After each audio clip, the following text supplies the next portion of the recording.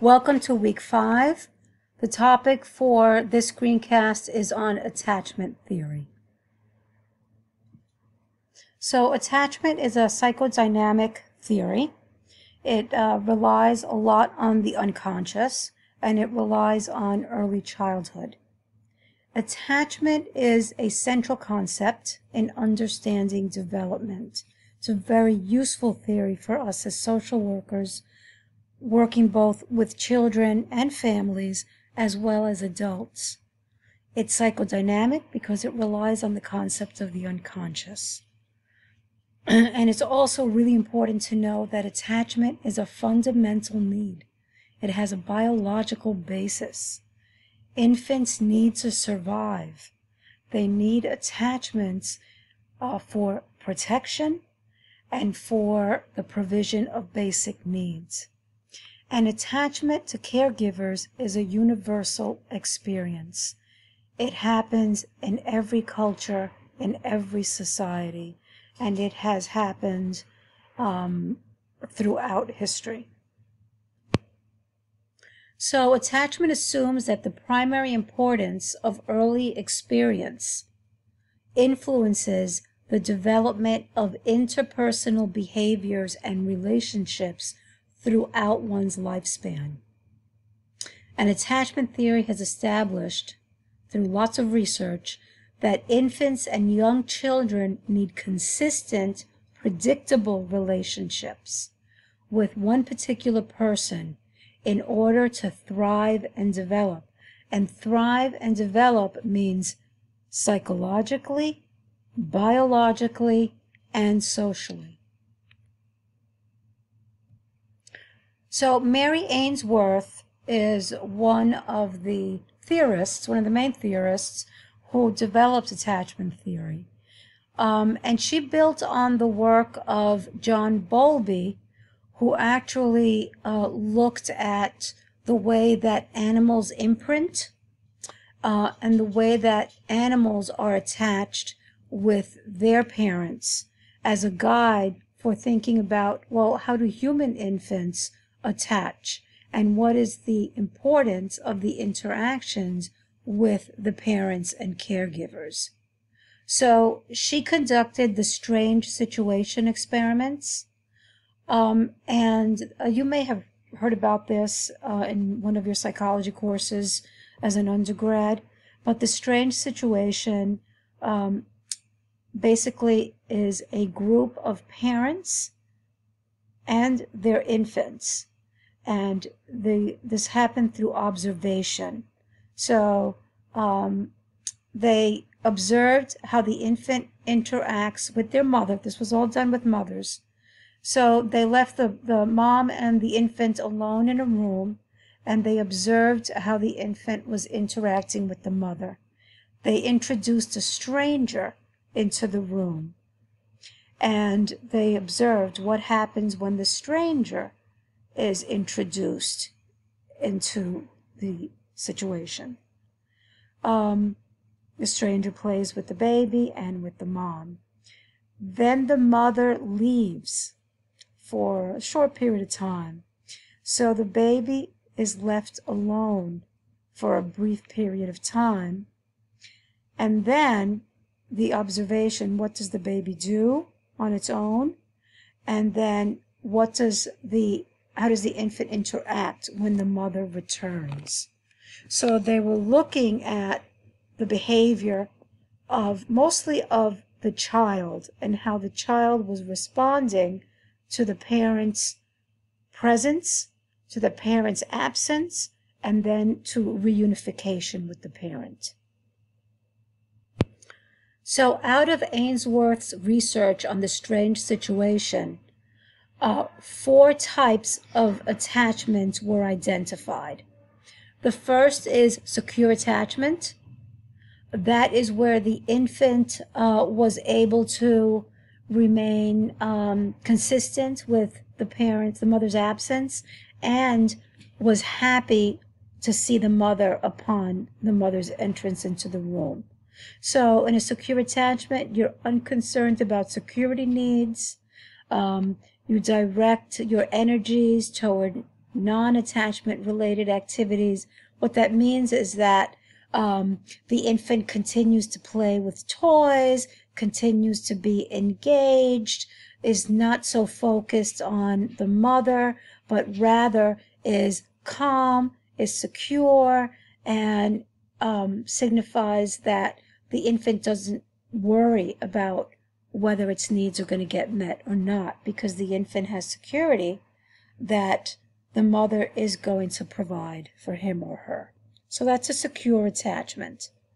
Insecure attachment directs attention to maintaining attachments to inconsistent, unavailable, or rejecting parents.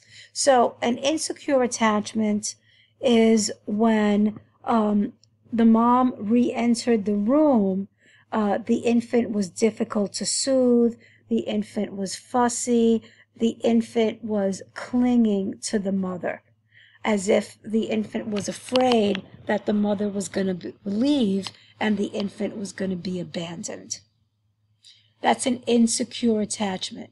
You're not sure if the person's going to be there for you. You're not sure if the parent or the mother is going to act in a way that's going to meet your needs. The third type of attachment that was identified was the anxious ambivalent. Employs hyperactivation strategies and becomes hypervigilant for threat cues and signs of rejection. So an anxious ambivalent attachment stems from a parent who's inconsistent, who is not predictable, who at one time, is joyful and happy with the infant and plays with the infant, and then maybe is rejecting and isolates the infant at another time, so that the infant becomes anxious at, how am I going to be treated now? Is my parent going to be nice to me, or is my parent going to reject me? Is my parent going to meet my needs, or is my parent going to ignore me? So this type of attachment is one where the infant is always on high alert, waiting to see and pick up what kind of cues the caretaker or the parent is giving the infant. So it becomes anxious, ambivalent. The infant wants attention from the parent at the same time that the infant is also afraid of the type of attention that the parent is going to direct towards the infant. So the infant is anxious, ambivalent, also maybe difficult to soothe and fussy. Then there was the avoidant attachment. This is where the infant is a lot more quiet, suppresses the expressions of overt distress rather than risk further rejection from the attachment figure's unavailability. So the avoidant attachment doesn't really react to the parent coming back into the room. The avoidant attachment is kind of maintaining a distance and is not really expressing him or herself and the needs that the infant may have. So that's avoidant. You don't want to call attention to yourself. An avoidant infant may also be more withdrawn. At some point later, research also pointed to a fifth type of attachment pattern, which is the disorganized attachment. And the disorganized attachment is one that is where the infant is a lot more difficult and is inconsistent, simultaneously approaching and avoiding, showing these types of behavior patterns, and is incapable of applying consistent strategies to bond with parents. And the disorganized attachment is also thought to have a biological basis, where the infant may not have the capacity to actually attach emotionally. So these are the types of attachment. When we're in class, I may show some uh, YouTube clips that actually will give you a visual on what these types of attachment look like.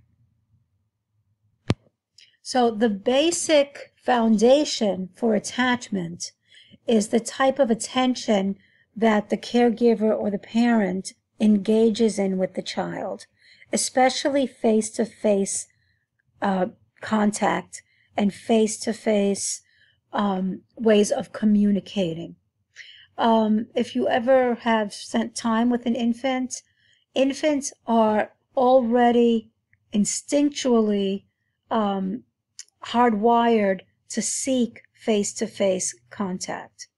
They always want to look at faces. They want to look in your eyes. They're seeking out that type of behavior. I would say it's a biological need, that instincts are biological. So holding infants, allowing the baby to focus on your face, encouraging eye contact, using expressions. I would also say using sounds and that kind of baby talk that sometimes we fall into when we're interacting with a baby. All of these things are really important ways to communicate, and for caregivers and their infant, these are ways that they're strengthening the attachment bond. So these early behaviors evoke synchronous responses from infants, and they create the initial bonds on which the attachment is built. Really important to have that kind of interaction and play. So we've been talking about attachment as psychological, attachment as social, and we also need to understand that attachment has a biological basis to it as well. So attachment behavior crosses species, humans and animals, and it points to an evolutionary basis for attachment. So attachment and the bonds of attachment and the ways that there's a mutual kind of gratification between the infant and the caretaker is one way that the infant ensures protection and survival. So mothers and infants attach to each other, and they're influenced by their biology by the ways that there are complementary endocrine reactions in both the infant and the mother. And I will also add that there is some research going on that also shows that there is a biological response between the infant and the father as well. But much of the research has been between infants and their mothers. I think it's fair to say mothers are still the primary caretakers in most families.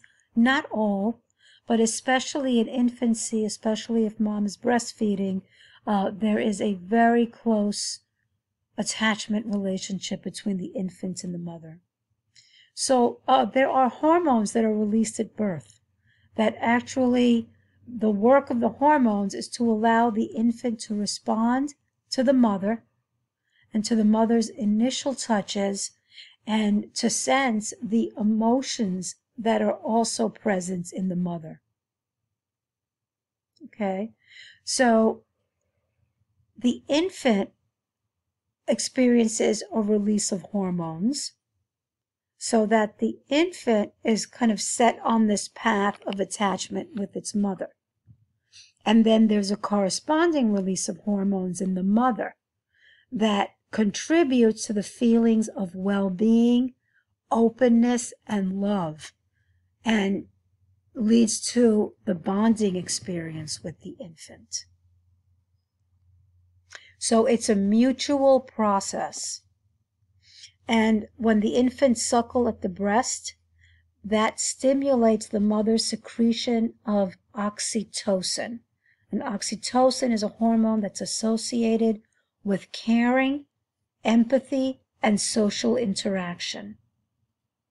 So the evolutionary significance of attachment formation is that it promotes survival, keeps the infant safe by ensuring that the infant will remain close to a protective adult who's hardwired, has the biology to feel a sense of well-being, a sense of love, and a sense of wanting and needing to take care of this infant. So there are 4 functions of attachment. 1, provides the infant with a sense of security. 2, provides regulation of affect and arousal.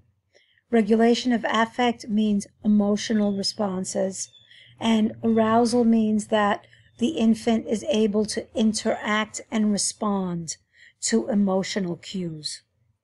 Number 3 is promoting the expression of feelings and communication. So the interaction between the caretaker and the child is the way that the child learns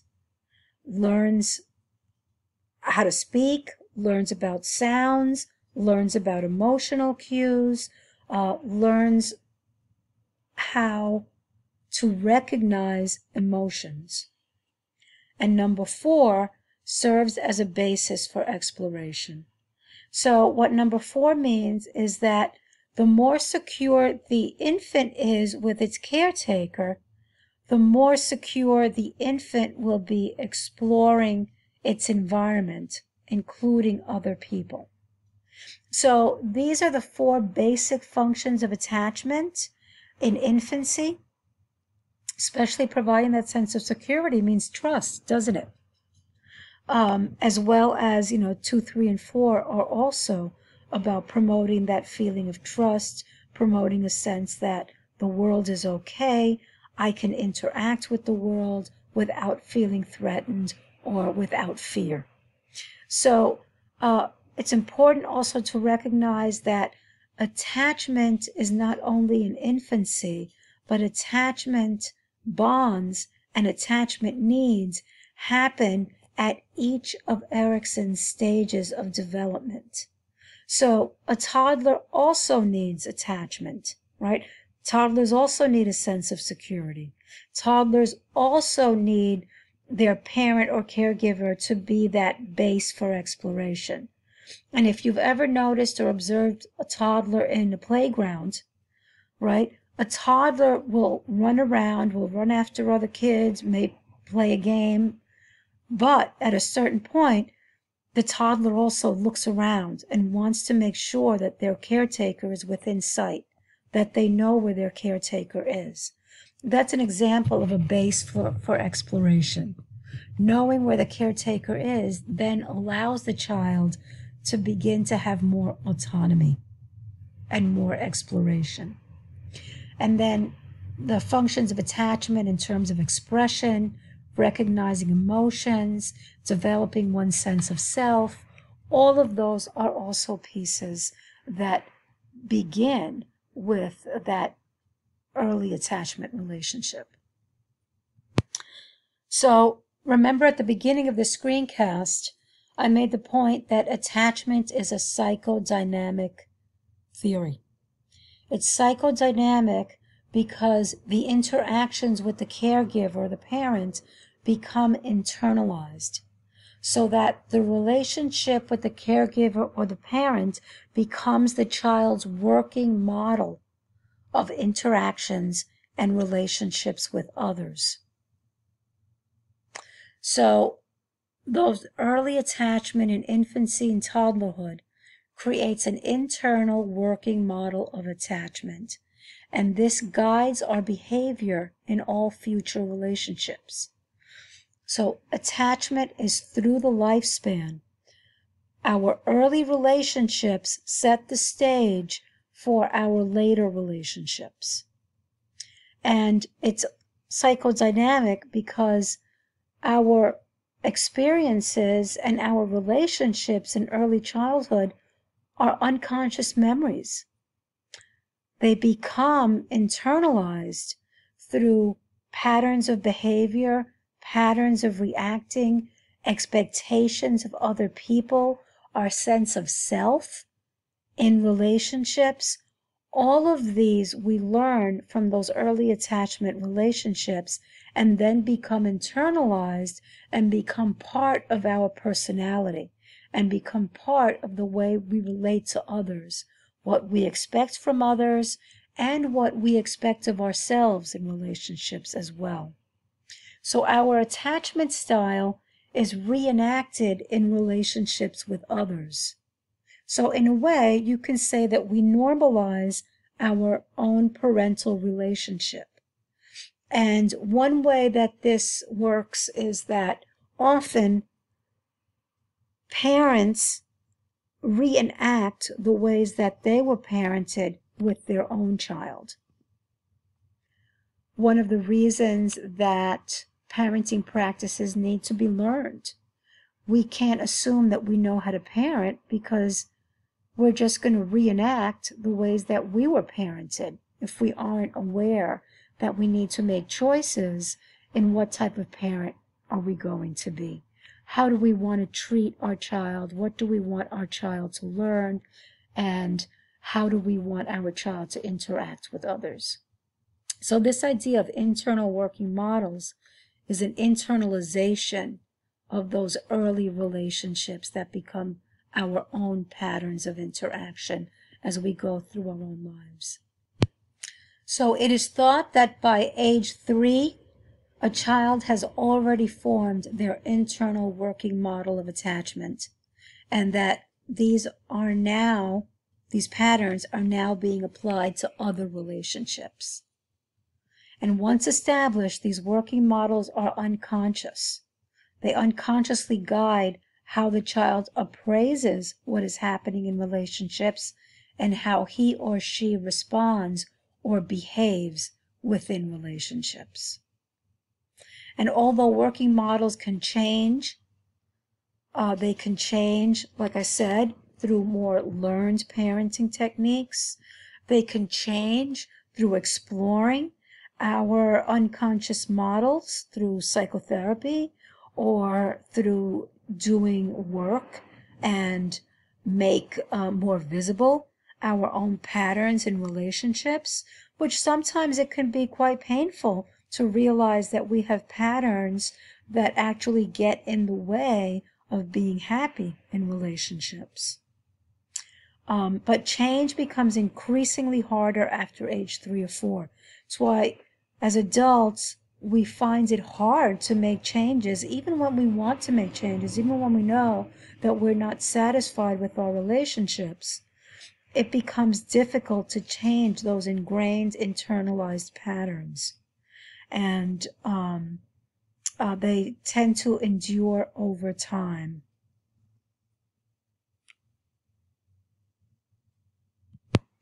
So I lifted this chart from the web because I thought it's really relevant to what we're talking about, right? So at the very top is the caretaker or parent's behavior towards the child. And then that leads to the child's working model of him or herself within relationships. Now, I would make a change on this chart, and I would put another arrow between the child's working model and the primary carer's behavior, because we do know there are transactions, there are reciprocal interactions between the child and the parent, and that the child also has an influence on the parent's responses or reactions within the attachment relationship. So the child's working model, if the child has developed a model where the child feels that it's a positive and that he or she is loved, she'll develop a more secure attachment. If the child's working model is unloved and rejected, the child will develop an avoidant model. And if the child has a working model of angry, unpredictable, confused relationship with the primary caregiver, the pattern is going to be one of anxious, ambivalent, or resistant attachment. So this just kind of shows the progression and how the working models develop. Now, I want to add here that no parent is perfect. No parent gets it right every single time. Rather, the child needs to have good enough parenting. That's a concept from D.W. Winnicott, who was a child psychiatrist. And he suggested that parents need to be good enough parents, meaning that you need to parent well most of the time, because you're not going to do it perfectly. So a child needs to have more experiences of feeling positive and loved in order to develop a secure attachment. Doesn't mean that the child won't experience, the parent's anger, or might not experience feeling confused or maybe even angry. That's okay. That's part of the process, as long as the child feels positive and loved a majority of the time, and that the relationship is one where the child can feel more secure, can feel a sense of being able to express him or herself, can pick up on emotional cues. The majority of the time will develop a secure attachment. So an important part of understanding attachment theory is also understanding that part of attachment is developing your internal self-representation. And what that means is that the central component of working models of attachment is that there is a view of the self that also develops. A view of the self within relationships that is also about the child's internal self-representation. That internal self-representation is like the working map of who am I, what type of partner am I, what type of person am I in relationships. The child internalizes assumptions about how effective he or she is in using relationships, in being within relationships, in how valued he or she is within relationships, and how worthy of receiving care. So the child with a history of secure attachment is likely to develop a positive sense of self, whereas children with insecure attachments are more likely to develop disturbances in the view of self and in the capacity to maintain self-esteem within relationships. So the sense is that a child with an insecure attachment may be more prone to losing oneself in relationships and not holding on to their own sense of self and to their own individuality within the relationship. But rather may kind of give themselves over, if I can use that term. And then in later childhood, adolescence, and adulthood, internal working models function unconsciously. So they become unconscious roadmaps, and they determine the interpersonal expectations and behavior, and especially with important people, significant others, partners in your life. You can kind of think about people who may have difficulty with intimacy, people who seem to always have conflicts in relationships where that becomes a pattern. You can think about what their early experiences in relationships may have been like. What was the model for relationships in their home? So these are some of the questions that come up that are psychodynamic in nature. So this leads to thinking about attachment as an adult. So Mary Main, who was a student of Margaret Ainsworth, she ran with the idea of attachment styles, and she used the idea of internal working models, and she developed her idea of adult attachment. She developed some research using an adult attachment interview to assess adult attachment styles. So the adult attachment interview, again, psychodynamic, because it's really looking at experiences and feelings and important caregivers from the past, and especially experiences of separation and loss. Now, remember in an earlier slide, I mentioned that these are largely unconscious memories. We can't really recall them. They become internalized and live in our unconscious, so they're hidden, so to speak, right? So what Main determined was that how the person talks about his or her attachments is what's important. That exploring the history, you can't really, determine if the history is accurate or not. So it's in the way that the person communicates their memories and their emotions about early attachments that's important.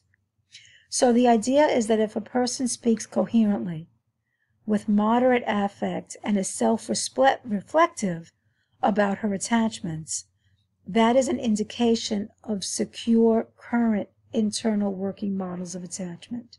So in other words, if a person is able to explore the past, explore their relationships in a way that they're not triggered, that they're not blaming, that they're able to think about what they've experienced and put it into a perspective, then that points to a more secure style of attachment.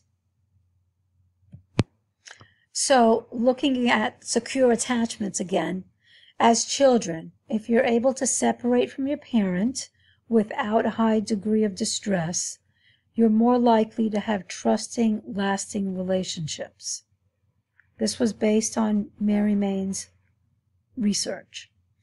If you were able to seek and receive comfort from your parents when you were frightened, it's going to contribute to having a higher self-esteem.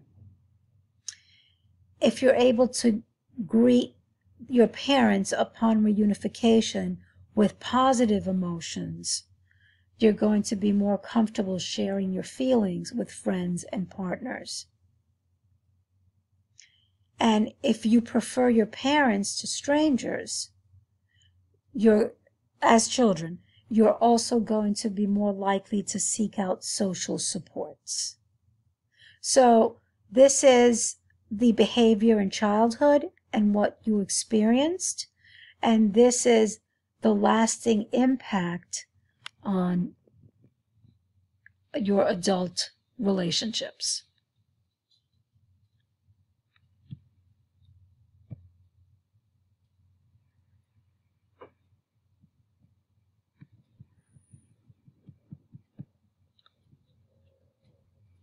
So following from the previous slide, there are 4 adult attachment styles. Now remember, our lives become increasingly more complex. Our relationships become more complex. So you need to think about how attachment styles can be applied in adulthood. So secure adults are clear, consistent, modulate their affect well. Dismissive adults tend to be dismissive or minimize attachment relationships as being of little concern, value, or influence. Dismissive adults may be more individualistic, may even be accused of being selfish. Parents who dismiss the importance of attachment will likely have avoidant infants who tend to turn away from parents and to depend on themselves rather than seeking attachments. I would actually say, in my experience too, dismissive adults are much less trusting and tend to minimize others' feelings in relationships. The third style, preoccupied adults. Preoccupied adults tend to show anxiety and feel anxiety within their relationships. They tend to worry about how others see them and how they're perceived. So infants of preoccupied parents are often classified as ambivalent. They can't make up their minds. This is a pattern in which infants are anxious about the availability of their caregivers. So at the same time that they want the relationship, they may be ambivalent about actually having the relationship and ambivalent about their partner's commitment to the relationship. So these preoccupied adults may need a lot of reassurance. They may be both clingy and distancing. So often their behavior seems to be at odds. So sometimes it's hard to predict how they're going to react. And then the fourth style, unresolved adults. The infants of fearful parents are often classified as disorganized, disoriented. These adults have histories of unresolved trauma in childhood, and they continue to be fearful about loss from childhood through their adult years. Now, one thing I want to say about this is that think about whether someone can change their attachment style. What are the types of conditions where one might be able to change their attachment style? What might be the motivations to change and have more satisfying relationships? And whether or not it's possible to fall into more than one category. I want to point out relationships are a two-way street, right? It's not only about one partner, but rather it's about both partners in interaction. How might that influence one's attachment style? So we come to the final slide. So attachment is about continuity of care, right? It's not something that happens in one day or 1 week or 1 month. Attachment develops over time. So continuity of care suggests that the parent who is attuned to the infant is likely to be similarly attuned to the older child and the adolescent. So attachment in infancy, parents continue their attachment to their toddlers, preschoolers, middle schoolers, and infants. And then attachment changes again as the adolescent turns into a young adult. So attunement, the degree of empathy, of listening, of being, maintaining those attachment ties is important throughout growth and development. The change from secure to insecure attachment can occur by negative changes in parenting or traumatic experiences. So think about the multitude of things that can happen that can have an impact on the household, that can have an impact on how one parents their child or their children, that can have an impact on one's ability to be present and attuned to their child. And then the final bullet point, insecure attachment might be improved. So ask yourself, do you think change can happen? And what type of situation can lead to changing an insecure or ambivalent attachment into a secure attachment? So there is a term called earned security, and it's thought that an advantageous change in parenting, meaning learning new skills, a helpful other, such as another family member or caregiver who also provides care and nurturing and can also be an attachment figure. And number 3, the parent or caregiver working towards resolving their conflicts through psychotherapy and becoming conscious of their patterns of parenting and patterns of behavior that may be negatively influencing their child. So remember, internal working models developed by age 3, and after that, need to think about what kinds of experiences does a child need to become more secure in their relationships. So this is a really quick whirlwind through attachment theory. We'll continue the discussion in class. Thank you for listening this far.